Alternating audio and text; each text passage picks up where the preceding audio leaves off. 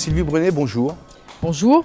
Vous êtes professeur-chercheur à Kedge Business School, vice-présidente de la NDRH. Qu'est-ce que c'est la NDRH, pardon? Alors, c'est l'Association nationale des directeurs de ressources humaines. Donc, il y a 5000 DRH en France. Et donc, moi, je suis au bureau. Très précisément, je suis trésorière maintenant. Voilà. C'est très intéressant par rapport, bien sûr, à la mixité, puisque qui dit ressources humaines. Oui, bien sûr. Et on a porté du reste un label qui est le label diversité, déjà, donc qui a été en grande partie élaboré par la NDRH. Et donc, moi, je m'occupe plus particulièrement de la formation aux compétences et des TPE-PME. Voilà. Comment on peut accompagner les plus petites entreprises en matière de ressources humaines. D'accord. Donc, le sujet de la mixité, bon, c'est un sujet qui vous tient à cœur, évidemment. Alors, quels sont vos axes de travail par rapport à ça? Alors, bon, c'est non seulement un sujet qui me tient à cœur, mais dans mes nombreuses fonctions, je suis vice-présidente de la délégation droits des femmes et à l'égalité au Conseil économique, social et environnemental à Paris. Et donc, évidemment, nous travaillons beaucoup sur ces sujets. On a aussi rendu un rapport sur la mixité des métiers à la demande du gouvernement. Pourquoi parce que ça évolue très lentement. Alors, c'est vrai que ça évolue.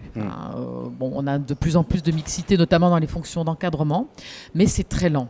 Et il faut combattre, malheureusement, beaucoup de stéréotypes qui sont très ancrés dans nos constructions mentales. Et c'est ça qui est le plus difficile et le plus long à modifier. De quels stéréotypes vous parlez, en l'occurrence? Alors, des stéréotypes sur les métiers, une vision des métiers que nous portons tous, du reste. Alors, les parents, il faut remonter à l'école, mais les parents, les enseignants, c'est normal. On porte un certain nombre de stéréotypes sur des métiers dits féminins.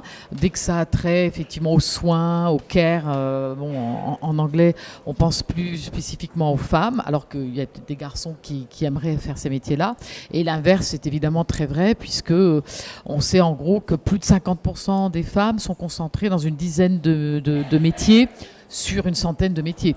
Donc il y a une très forte concentration des femmes sur des métiers de type administratif, malheureusement des métiers peut-être moins qualifiés comme le nettoyage. Voilà. Aujourd'hui, vous êtes présente ici, donc à ce forum de la mixité. Comment vous vous impliquez ici?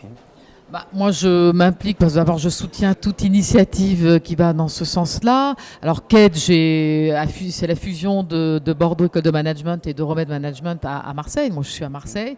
Bon, maintenant, l'école, nous avons 13 000 étudiants.